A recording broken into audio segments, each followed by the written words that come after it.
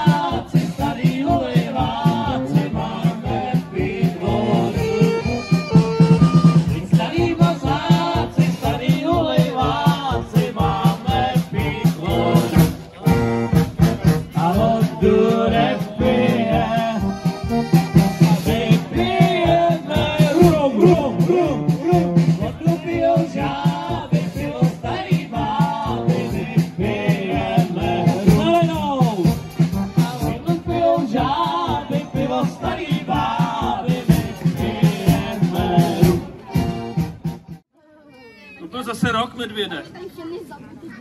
Ať si němý, v loni si nám sliboval, že se polepšíš.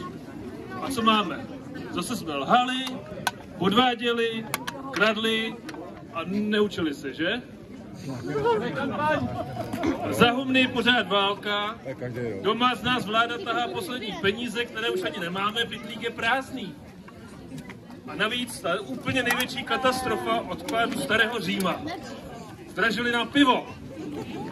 A zdražili ho tak, že i já, soudce, jsem byl nucen zvýšit soudní poplatky. Za všechny tyto hříchy a mnoho dalších tě odsuzuji k picnutí kulkou rovnou mezi oči, nebo jak to teda vyjde. Jo. A za 2, za 4, už to nebudem, už vás milí páni od pasáci trávit nebude. A už vás milí páni od pasáci trávit nebude. Hoře a lípa zněla, polní panenka si měla, když stříčky na ní padaly, mládě si pro ní plakali.